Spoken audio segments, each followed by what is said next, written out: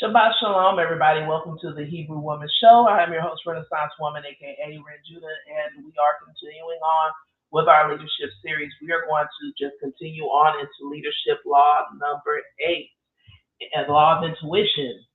And hopefully, as you've been following along and reading the books or listening to the books, you're starting to look at things going around you at home, at work, and in the news or whatever source of media you use. You're starting to look at things through a leadership lens. You're starting to look at what law was violated here, or how was this broken, and even looking at yourself. How are you breaking laws? And also, I think I'm going to couple this with. I thought it would be even more interesting. So starting next week, we're going to couple these laws with the scriptures and laws that go with it. So it'll show you why I chose the Maxwell books and why I say all the time that they are just, you can see that they were taken from biblical principles. So without further ado, we'll just get right on into our slide because, it's the Sabbath. Shabbat Shalom, everybody. This on this channel, this is a channel for women, by women, and on this channel, what we do is that we explore our biblical principles. One of the key phrases here that we use in terms that we thrive and live by and study by is 2 Corinthians 13 and 5, which tells us to examine ourselves. 2 Corinthians 13 and 5 says, "Examine yourselves, whether ye be in the faith. Prove your own selves. Know ye not your own selves, how that Christ is in you, except you be reprobate." So I always have to, this is not about being perfect. We are on a walk, and you're going to have good days. You're going to have bad days. You're going to have days where you're not so pleasant. And we just saw with the Fawn, what's her name, from Uncle Nearest, how people are talking about her and how she was rude to someone, a young man that was a Fawn Weaver. People are on her right now because of how she publicly embarrassed him. And that's one of the leadership laws that play there. Every time I look at things like that, even here locally with our local sheriff situation with him being removed from office, I always look and I'll go and I look at the 21 irrefutable laws of leadership and see what leadership laws were broken. So I think that's, I do that because it also, for me, it's not us looking and studying these things are not about us pointing fingers and saying, look how bad they are. They are for us to learn and modify our behavior. And I always am looking to modify my own behavior. Okay.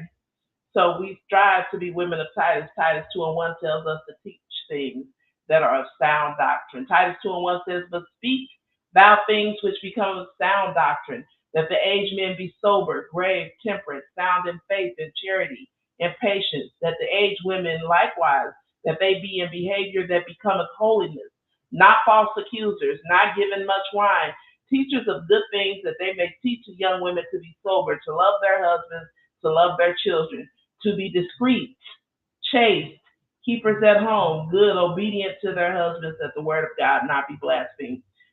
I go over these same slides for a reason because this is our core. These are our principles, and I'll be adding to this. And and I told you guys we were going to go into the definitions of these. I'm still compiling those slides, and we will definitely be doing that because I do think it's important to go into the meaning of these words, so that when you're out here moving about the world in life, that sober, like everybody is talking about mindfulness right now. Mindfulness is nothing but being sober. That is me. You are aware of your surroundings. You are paying attention. You are in tune with your creator and his will and what you need to be doing. And when you make a violation of that, you are going in there. You are in prayer. You are in meditation. You are in repentance. Because guess what? One of the things that I know kept me out of church a lot when I used to be into the church, now I'm a Torah keeper, but when I did try to go to, one of the things that kept me was the idea of perfection, that I had to be perfect before I could, because I hear people say it all the time, "Oh, well, as soon as I get right, I'm going to church." But you're never going to be right. You're never going to be perfect. The Bible says that there is none righteous, right? So that means that we're praying and we're repenting daily, and we're asking the Lord to help us and show us how to do his will. So don't let the idea of perfection prevent you from getting into God's word and studying his word. I am definitely going to be picking up because just like we're studying the 21 irrefutable laws of leadership, we're going to from now on be studying the law, the biblical law that goes along, and principles that go along with those laws. So you'll really get the full picture of why I pulled these laws and why I've chosen them. We're here to train ourselves to think biblically, not emotionally. That goes back to being sober, temperate. So when we talk about being biblical and thinking biblically, that does not mean you're not going to get upset. You're going to get angry. You're going to make mistakes, and that is okay. You are human. You're a human being, but you have to be willing to apologize, and you have to be willing to do it sincerely. That's one of the things that people were upset about Fawn about, right? They said that apology didn't seem sincere. And the reason why it didn't seem sincere, I can tell you, is because she backed it up later with an excuse. When you apologize, don't make excuses for your apology. If you are going to own your behavior, you own it. Be accountable. Because when you come with an excuse, it just negates everything you just said. If you gave an apology, it's just like giving an apology. I'm sorry, but if you hadn't have done that, I wouldn't have. You might as well have kept your apology to yourself because it wasn't sincere. And that's why she's catching the smoke that she's catching. So when we talk about not being emotional, that doesn't mean you don't feel things. You absolutely are going to feel. You are a human being. However, you have to be grave, sober, temperate, sound in faith, and you want to be becometh a behavior that becometh holiness. And so, like I said, it's not about being perfect, but it's just about acknowledging and staying in the word and making sure that you check in daily. If you're not following us on the Hebrew Woman show on this channel, please make sure you like, share, and subscribe. Follow me on Facebook on the Renaissance Woman. I've also just started the Hebrew Woman page. I'm going to do my best to make sure I post on those. Well, I do post on the Hebrew Woman show and the Renaissance Woman show on Facebook. Also, the Working Class Chronicles. Right now, the Working Class Chronicles, it has been getting a lot of my attention, but I am picking back up with weekly posts on the Renaissance Woman and Hebrew Woman pages. So make sure you go over to Facebook, like, share, subscribe there, because we really need to make sure that we stay built up in the Word. And I need to make sure that whenever I'm taking the time out to do my prayer and meditation, that I'll send something over for you guys. We'll spend a time we'll have a biblical law that we're studying along with the 21 irrefutable laws that we will meditate on all through the week. And I'll just set that content up, and so we'll have it not only just for you, but this is for me. To be honest with you, this whole thing, this is not about just I'm sharing my walk because I'm striving to grow. And one of the things that I've learned is that I need to study more. And so I just want to share that with you all. And I know if you're on the same journey, you'll hear some gems maybe here and there, and you'll decide to pick up more. And that's what we're doing here. Proverbs 11:14 says, "Where no counsel is, the people fall, but in the multitude of counselors, there is safety." Or have you started working on your personal board of directors? We talked about that. That's something that I got from Focus St. Louis, where, before we went to Focus St. Louis, we already had these scriptures. Before I did that, I was already talking about this. So when I went to Focus, that just reiterated it for me that we are supposed to surround ourselves with wise counsel. You need to, and I like the idea of calling them your personal board of directors, or you can call them your council, whatever you want to call them. Find you a group of women who you are going to assign different seats on your council, so that when you are facing difficult decisions, you may have to have a tough talk with one of your children. You may have to have a tough talk with a coworker, your husband, your boss. You may have to write somebody up. You may have to resign. Whatever, you have people who can be your sounding boards that you can talk to and receive wise advice. Hey, am I acting out of rationality, or am I being emotional? Am I being rash? Just what is your opinion? You know me. And so Proverbs 19:20, just as a second witness, says, "Hear counsel and receive instruction, that thou may be wise at thy latter end." So if you don't surround yourself with wise people and you're not willing to receive instruction, you're not going to be wise. As you know, a bunch of old fools. Proverbs 28:26 says the same thing. He that trusting in his own heart is a fool, but whoso walketh wisely shall be delivered. Moses was wise when he listened to Jethro. He didn't have the attitude, man, listen, you can't tell me nothing. God talked to me directly. If God wanted me to appoint captains and captains of 10,000, he would have told me. I don't need you to tell me what to do. He didn't do that. Thank you, Israelite for Life. It has on that Titus 2 and 5 to be discreet, chase keepers at home, good, obedient to their husbands, that the word of God not be blasphemed. Put that back on there because it was kind of covered. So it's there in the chat. Please take down these scriptures. When I'm showing you these scriptures on this slideshow, it's not just for you to sit here and be a casual observer. Please take these scriptures down and study them during the week. If you have a whiteboard in your office, or if you need to print them out, print these scriptures out, and let's just really get into studying these scriptures. Okay, 1 John 4:1 says, beloved, believe not every spirit, but try the spirits, whether they are of God, because many false prophets are gone out into the world. So this means that you are vetting your counselors. You're not just taking advice from any and everybody. You are vetting these people. You know them by their fruits. You've seen them. You watch how they live their life. You can see it in their walk that they are trying to live and what you're living, and they're on the same page. And when that happens, you have Proverbs 27:17, iron sharpeneth iron, so a man sharpeneth the countenance of his friend. You're not getting this group of counselors to rule over you and treat you like a child. You are in community with these women, okay? So that you sharpen each other.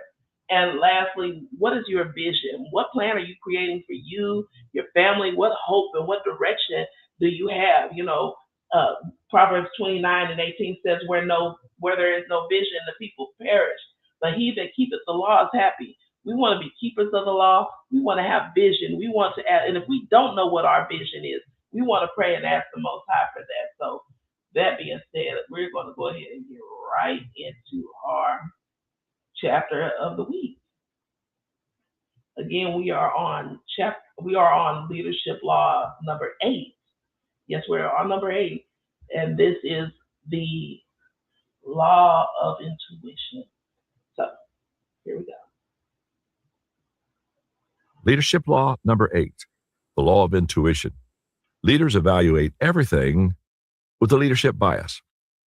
During the last 25 years that I've spoken to audiences about the 21 laws of leadership, I found that the law of intuition is the most difficult to teach. When I talk about it, natural leaders get it instantly, learned leaders get it eventually, and non-leaders just look at me blankly. Leaders look at things differently than others do, and they evaluate everything according to their leadership bias. Now, what do I mean by that? While other people see a production problem, leaders look for the leadership breakdown that may have caused it. While others identify a cash flow issue, leaders identify a failure in leadership planning. While investors celebrate a successful quarter, leaders are aware of the leadership decisions that made it possible. You see, good leaders have a bias or a filter that causes them to look for the leadership dynamics first to explain the results in an organization or a team. That develops them a leadership intuition that informs everything that they do. It becomes an inseparable part of who they are. And when their intuition is right and they follow it, their leadership goes to entirely new levels. I want to pause right there and say this. If you just think about that, when you start looking at your life, not only through a leadership lens, but through a biblical lens, you'll look at things around you and you'll say, hey, which one of God's laws were broken here? Which one of the commandments were broken here? When you're looking at decisions that you make, successes that you have, what leadership law was applied here, or what leadership breakdown did I have? And so if Fawn was looking at this through a leadership lens, she would look at the bad press not as they're just attacking me because we're making money, which that is true. But you also look at it as through a leadership lens of what in my behavior caused this breakdown? Which one of these laws were violated? And I'm going to do a follow-up video on that, and we'll talk about which one of the 21 irrefutable laws, and there may be more, there are more than one, that were violated there, and why she's catching the smoke that she's catching. In the week leading up to her long-hoped-for first appearance on QVC in 2010, Jamie Kern Lima had a big decision to make. This opportunity had been 2 years in the making, and everything was riding on it. In the 10 minutes that she would be on the air, the fate of her company would be decided. Kern Lima had created her cosmetic company IT in 2008 because she couldn't find makeup that would cover the red blotches on her face caused by rosacea. With the help of dermatologists, she created products that not only did the job, but were good for her skin. And she believed every woman would benefit using her products because it would make them feel beautiful. But no one came knocking on her door asking for IT cosmetics. Worse, for 2 years, she had been knocking on the door of retailers everywhere, and no one would carry her products. When QVC finally agreed to give her one chance on their network, she and her husband, Paulo, spent nearly every penny that they had, along with additional borrowed money, to have 6,000 units of her concealer manufactured and delivered to QVC. If she didn't sell them, it would be the death of her company, IT, and they would go out of business. With the stakes so high, she decided to get the advice of consultants. They insisted that she hire beautiful young models to demonstrate the product. But Jamie wanted to demonstrate it on ordinary women with skin problems. She sat outside the QVC studio every day for a week, trying to make the gut-wrenching decision. Finally, she decided to follow her intuition. If it failed and I lost my chance to succeed at QVC, she said, I was not going to throw away my shot at standing for something, my shot at showing women that I truly believe they are beautiful and deserve to feel beautiful. When the cameras went on, she showed her own naked, red before face and the after using her makeup, and she explained what it could do for women of all ages, skin tones, and skin types. It took less than 6 minutes to sell all 6,000 units, and 3,000 more people called to be put on a waiting list. When it was over, she cried. Her husband hugged her, proclaiming, we're not going bankrupt. Jamie Kern Lima said, when the opinions and the words from the best experts didn't align with what my gut was telling me, the safest and most tempting thing to do would have been to listen to their experience and track records. One of the greatest lessons I learned was when you have a truly new idea, product, or vision, it shouldn't be surprising that experts won't believe that it will succeed.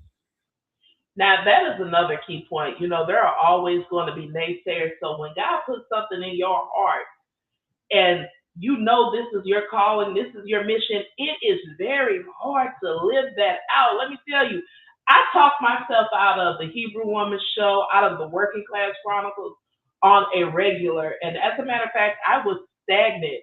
And it took me starting to do the leadership training and to go through these books to really, and God bless him, my husband, always just pushing me. You can do this. You got this.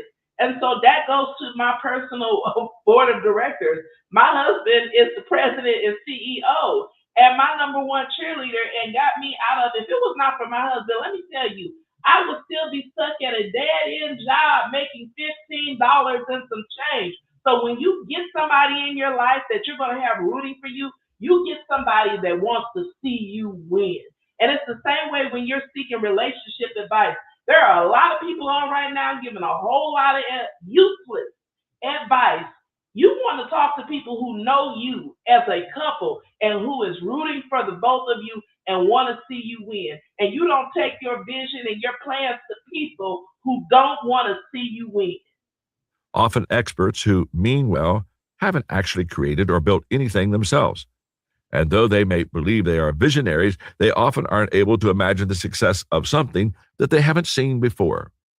Jamie Kern Lima went on to appear on QVC more than 1,000 times, and IT Cosmetics became the network's largest beauty brand. Soon, IT Cosmetics was carried in Ulta, Sephora, and other retailers, and in 2016, L'Oreal purchased it for $1.2 billion. Even during the negotiations with L'Oreal, her leadership instincts served her well. And at the time L'Oreal approached her, several other potential buyers also showed their interest. When L'Oreal made their initial offer, Jamie followed her leadership intuition and turned it down, even though the offer was much more than expected. She knew it was less than what the company was worth. And she traces it back to that important decision she made before her first time on QVC, making the decision to trust my gut when literally everything was on the line, opened every door afterward. Intuition is so difficult to explain because it's not concrete. It doesn't rely on just empirical evidence. Former Secretary of State Colin Powell provided a good explanation of the use of leadership intuition and its importance. He observed that many leaders have trouble when they desire to have an exhaustive amount of data or wait to have all their questions answered. Powell said that his practice was to make a leadership decision after gathering only 40 to 60% of the information that could be obtained. He used his experience to make up the difference. In other words, he based his leadership decisions as much on intuition as on facts. He relied on the law of intuition. Because of their intuition, leaders evaluate everything with a leadership bias. People born with natural leadership ability are especially strong in the area of leadership intuition.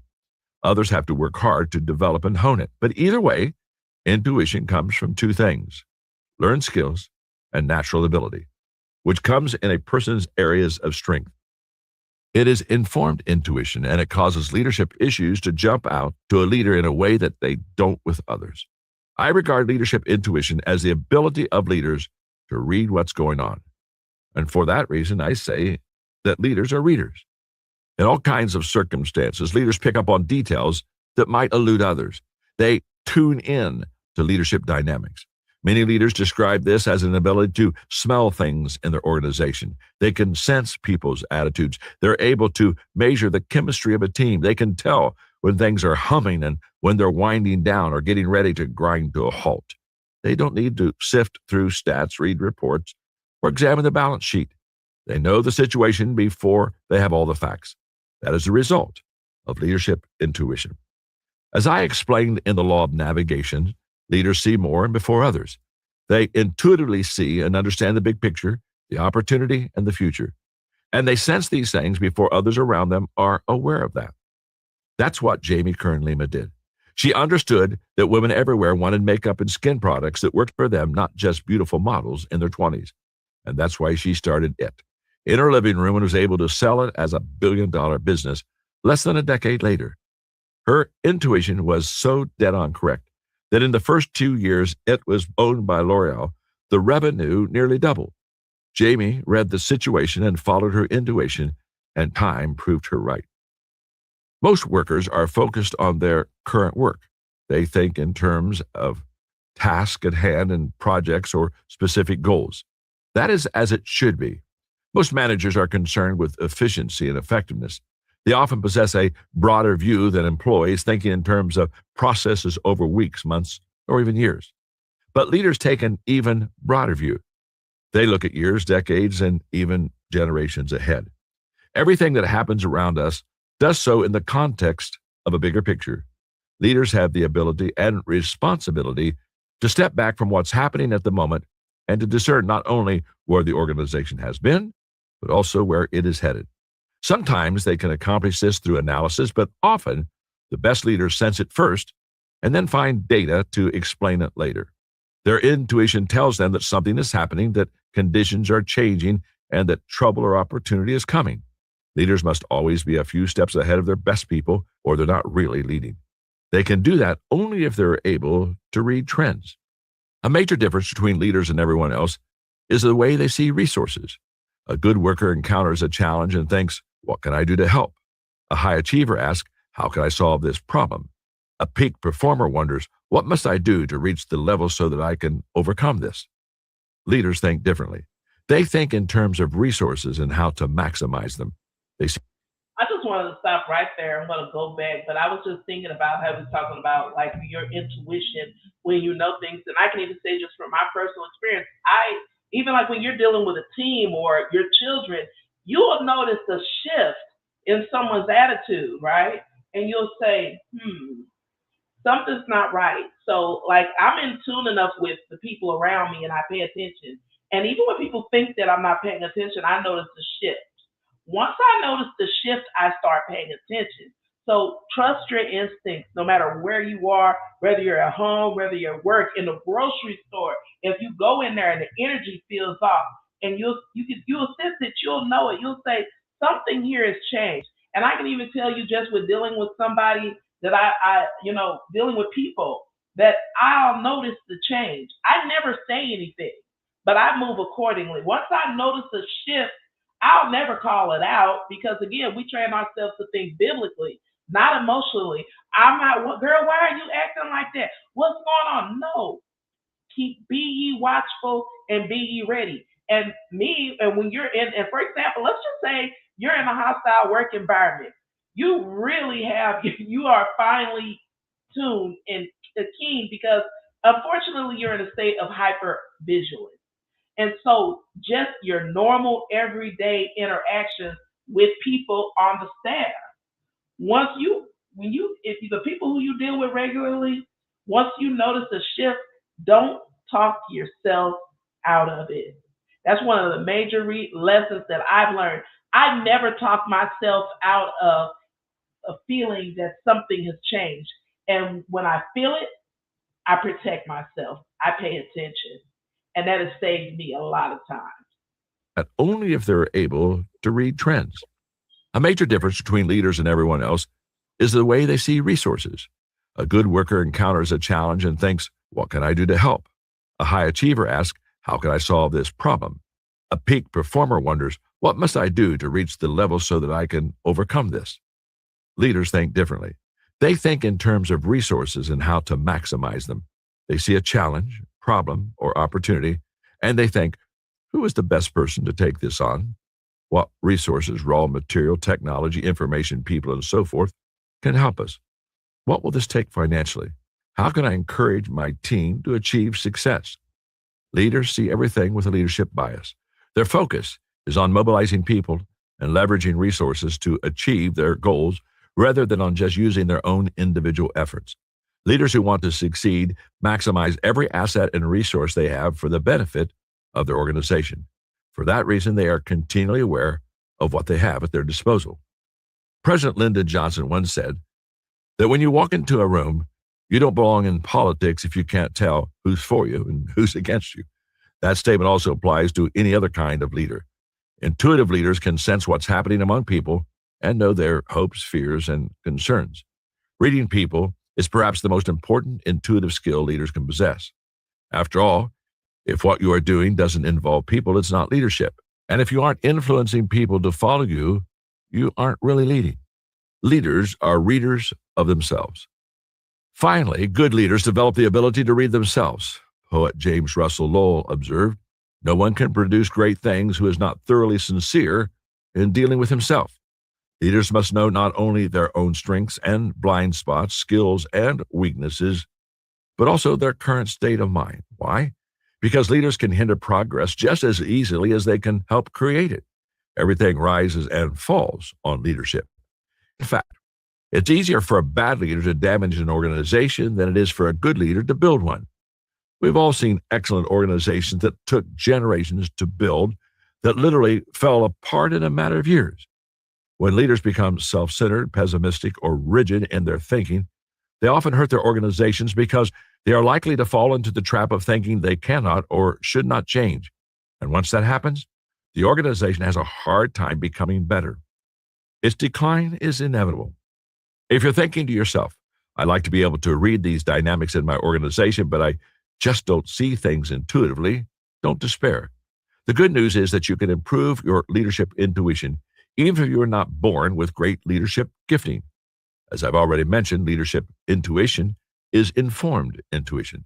The less natural leadership talent that you have, the more you will need to make up for it by developing skills and gaining experience. They can help you to develop thinking patterns, and thinking patterns can be learned. I saw a great example of this many years ago when I was invited to the University of Southern California by then football head coach Larry Smith, who asked me to speak to the team before a big game. While I was there, he allowed me to visit the team's offensive war room. On chalkboards covering every wall, mapped out every possible situation that their team could be in, according to down, yardage, and place on the field. And for every situation, the coaches had planned specific plays designed to succeed based on their years of experience and their intuitive knowledge of the game. By game day, the offensive coordinator knew those plays cold, even without his play sheet. But he also assigned his 3 quarterbacks the task of memorizing them. The night before the game, I watched as coaches grilled those young men, firing one situation after another at them. And the job of the quarterbacks was to recite what plays were right for that situation. The coaches wanted these players to be so well informed, so ready, so that their intuition would take over during crunch time. It would help them to effectively lead the team. It was a real-life application of one of my favorite quotes by John Wooden: "When opportunity comes, it's too late to prepare."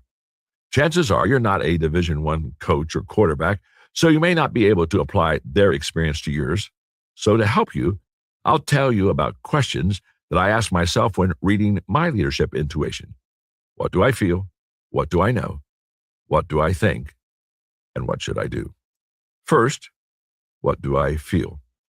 To lean into my intuition, I always start by examining what I feel.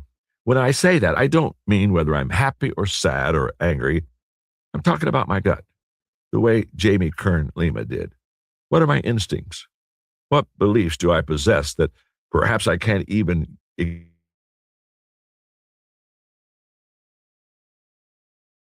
put my finger on what it is?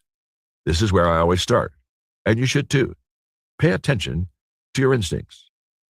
Number two, what do I know?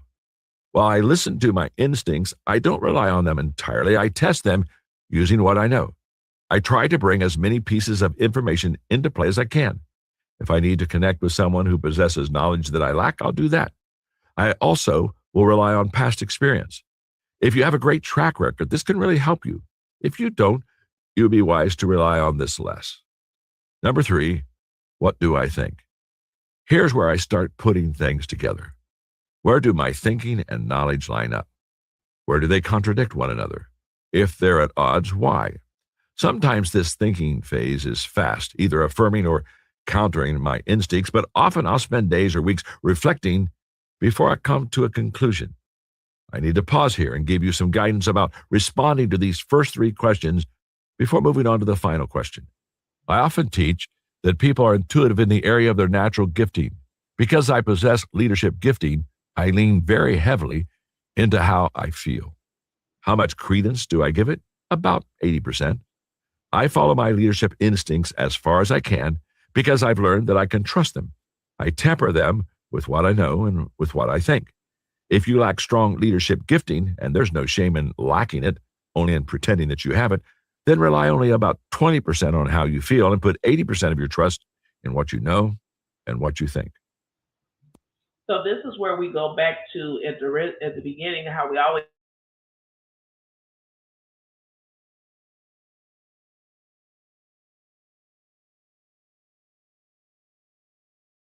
can be a sounding board, because you don't want to always lean on your own understanding. And I will warn you. Let me tell you something. You guys see, because if you're looking at a lot of the projects that I create, you see the cartoons and the images. I'll create them in AI, right? And so, and even writing, like I'll write, and I'll use one of the AI models to edit. And a lot of you will remember years ago, originally, especially on the on the Renaissance Woman page on Facebook, I actively was searching for an editor, always asking, is there anyone here who edits? So I am a proponent of AI. It helps a lot.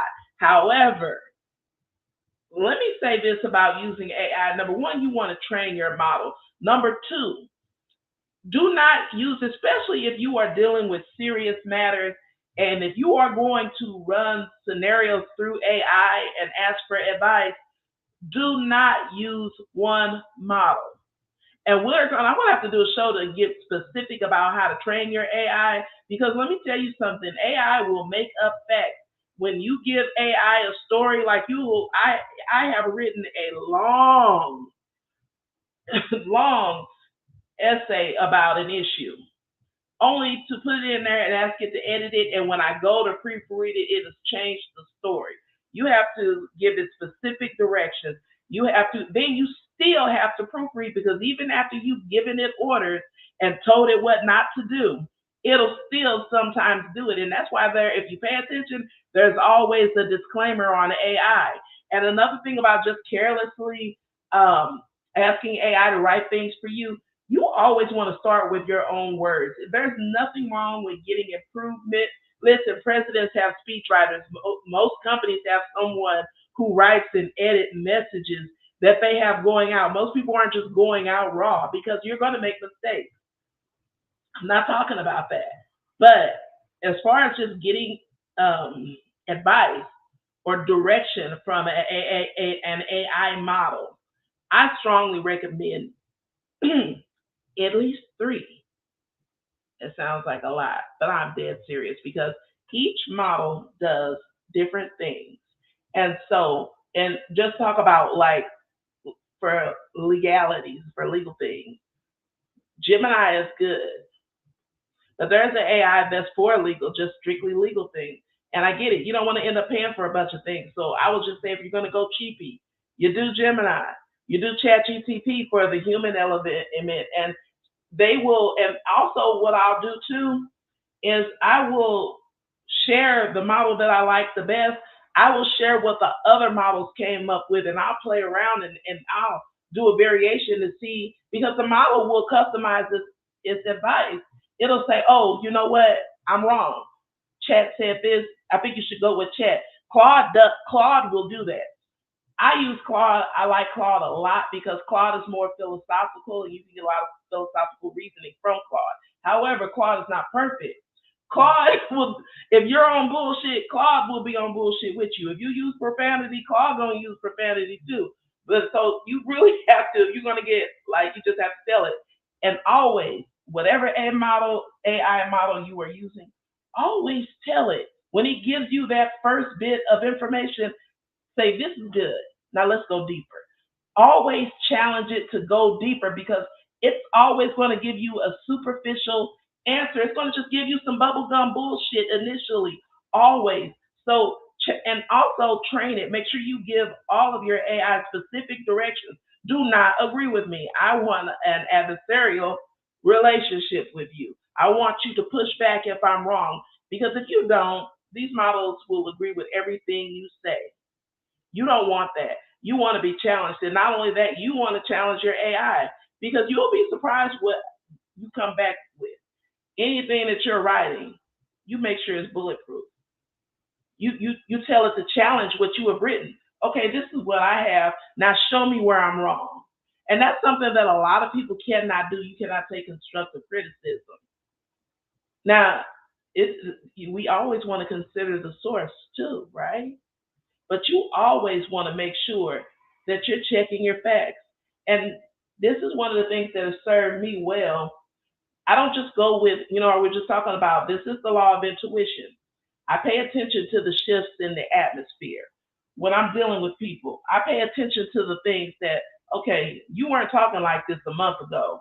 Or I noticed that so I noticed that there's a hint of disrespect here. So it has shifted to where you think you can play with me. You don't say anything. Let them do it. Y'all like that Mel Robbins, let them theory, let them.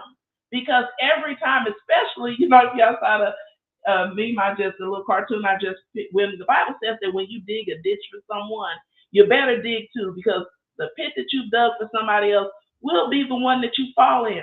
So I never get on I don't believe in, I'm not going to meet energy with energy. Because my God told me that vengeance is his. So I'll let him handle that.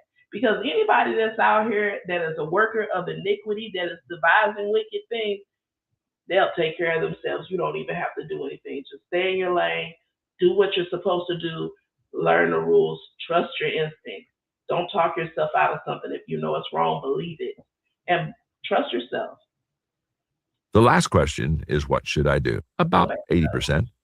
I follow my leadership instincts as far as I can because I've learned that I can trust them. I temper them with what I know and with what I think. If you lack strong leadership gifting, and there's no shame in lacking it, only in pretending that you have it, then rely only about 20% on how you feel and put 80% of your trust in what you know and what you think. The last question is, what should I do? And this is the question about action. Questions have little value without an answer to the fourth question. Once I've examined my feelings, knowledge, and thinking, I make a decision, create a plan of action, and follow through. That's what leaders are supposed to do. I'll give you an example from my experience of how this played out. In the run-up to the 2016 presidential election, I was approached by a political group asking me to become a third-party candidate to run for president. It really took me by surprise, but it also appealed to me, so I took about 2 weeks to really consider it. Here's how I felt. Like many people, I was frustrated with Washington, and I was tired of partisan politics and the fighting, and I was frustrated that political leaders no longer communicated or worked with one another. And I could not support either Hillary Clinton or Donald Trump. I also knew that many other voters felt the way that I did about Washington politics and candidates. I knew I would be able to communicate with people and work with them to create positive compromises. But I also knew it was relatively late in the game to start to run for office, and I knew that a third-party candidate had never won a presidential election. As much as I wanted to serve the country and work to change the sense of division and hostility in the United States, I thought I could never be anything other than a spoiler who took away votes from the other candidates but could not win. So I decided that what I should do is pass. One of the most remarkable stories of intuition in the last 50 years is that of Apple. Just about everyone knows about this company. It was created in 1976 by Steve Jobs and Steve Wozniak in a garage, and just 4 years later, the business went public, opening at $22 a share and selling 4.6 million shares. It made more than 40 employees and investors millionaires overnight. In the years since then, Apple's success, stock value, and ability to capture customers has fluctuated wildly. Founder Steve Jobs was pushed out of Apple in 1985, but the company was unable to reestablish the success of its glory days when it sold 14.6% of all personal computers in the United States. By 1997, sales were down to 3.5%. That was when Apple looked to the leadership of its original founder, Steve Jobs, for help, and they brought him back. Jobs intuitively reviewed the situation and immediately took action. He knew that improvement was impossible without a change in leadership, so he quickly dismissed all but 2 of the previous board members and installed new ones. He made changes in the executive leadership, and he fired the company's ad agency and held a competition for the account among 3 firms. He also refocused the company. Jobs wanted to get back to the basics of what Apple had always done best, use its individuality to create products that made a difference. At the time, Jobs said, "We've reviewed the roadmap of new products and axed more than 70% of the projects, keeping the 30% that were gems. Plus, we're adding new ones that are a whole new paradigm of looking at computers." At that time, many computer manufacturers were working to create personal digital assistants. Jobs followed his intuition and was busy inventing a new way for people to listen to music. In 2001, he launched the iPod and the Apple Music Store. The insiders of the project said, "The interesting thing about the iPod is that since it started, it had 100% of Steve Jobs' time. Not many projects get that. He was heavily involved in every single aspect of the project." Why did Jobs do that? Because his intuition as a leader made him understand the impact that the device could make, and it's consistent with his vision of creating a digital lifestyle. Within 4 years, Apple possessed 75% of the world market for digital music players. In 2007, Jobs launched the iPhone, which created an even bigger digital revolution. Not only did the iPhone MP3 players like the iPod obsolete, it changed the way people lived and interacted. Sadly, Jobs died of cancer in 2011, but the company was already on an incredible trajectory. In 2013, Apple was named the most valuable company in the world. It remained at the top for 5 consecutive years, and it continues to innovate without Jobs. In 2015, it introduced the Apple Watch. Nearly half of all the smartwatches ever sold in the world have been manufactured by Apple. The story of Steve Jobs and Apple is a reminder that leadership is really more art than science.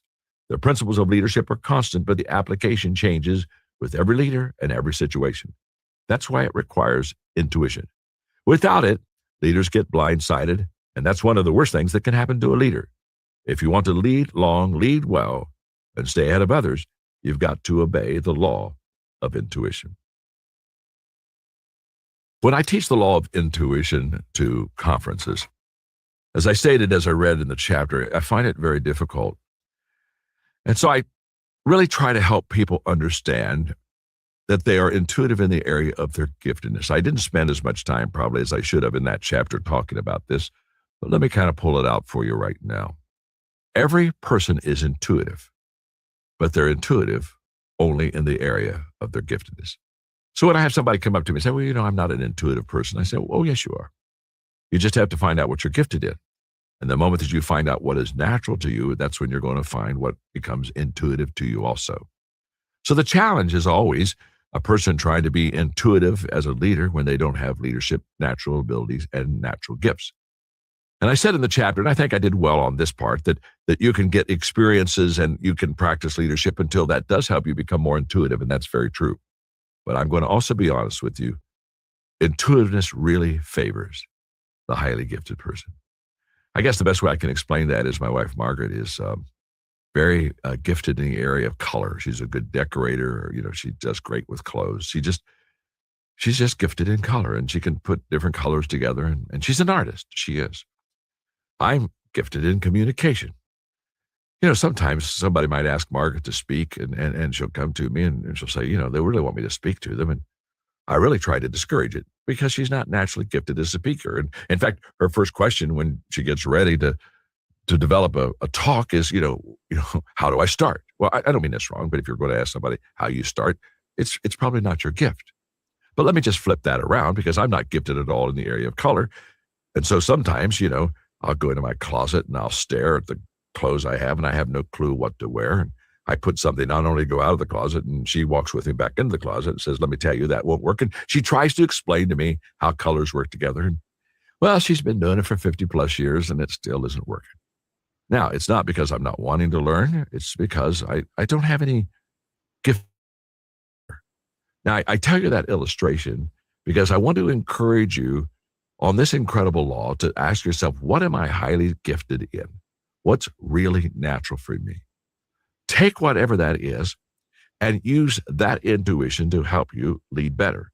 That's why I say that you need to have a leadership team, because different leaders are gifted differently, so therefore they're intuitive differently, so they help you discover and have less blind spots. Well, it's an incredible law. It really does work. It's just hard to know how it does.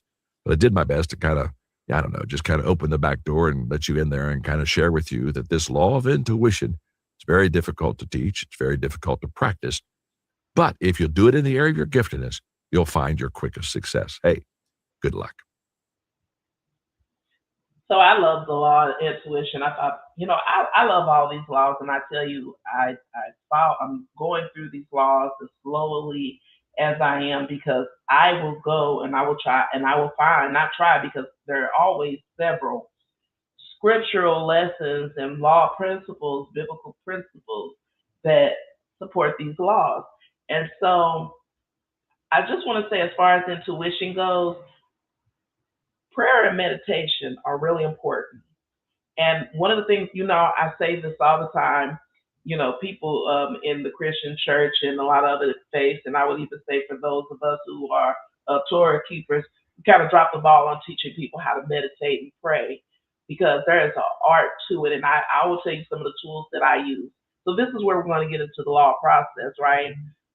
Me doing these 21 irrefutable laws of leadership, it's not even just so much about the laws, because I do think the laws are important. But I think Torah is the most important thing, because all things hinge on the law. And what is one of the most important things? When Christ was asked, well, what is the most important law of all of these? And it is first to fear God with all thy heart, soul, and mind. And the second, its equivalent is to love thy neighbor as thyself.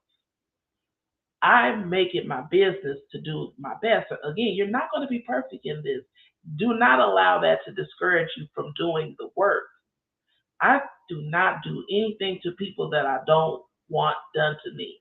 I.e., I'm not sitting around plotting on how to get someone fired. I'm not sitting around plotting on how to make someone look bad or embarrass them in front of everyone. I don't do that, because I know, because the Bible tells me, and God said that his word would not return unto him void, that whatever you reap what you sow. So whatever sows seeds of dissension that I am sowing, I'm going to reap that harvest. I don't want that. I don't want none of that. And so I say the same to you. And if you're worried about people plotting on you, they don't like you and all that, one thing I've learned, and I've had to learn, even more than I thought I did before. I live it. You understand? Because I think just as you age, it's like that song, "The Heart of the Matter" by Don Henley. All the things you thought you figured out, you have to learn again.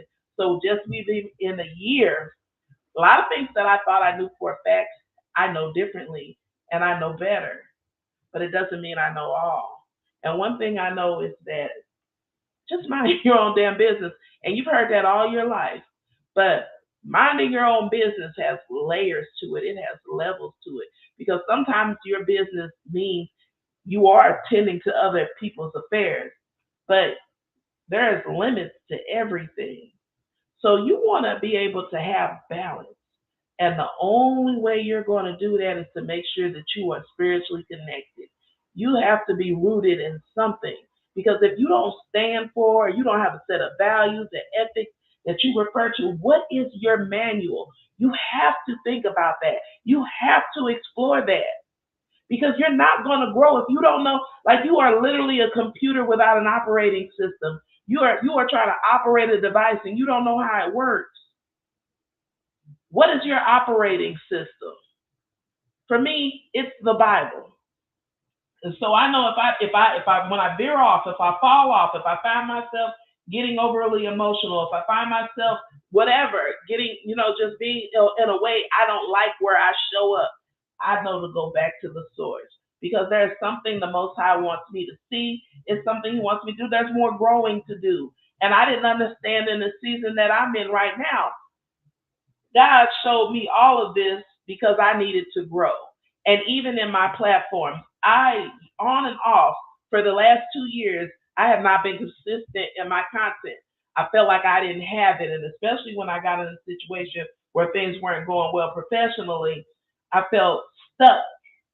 And it wasn't until I went through 2 leadership programs and started these 21 irrefutable laws of leadership. And within these last 2 months, you guys have noticed, last month in particular, boom, I got it. The shift came.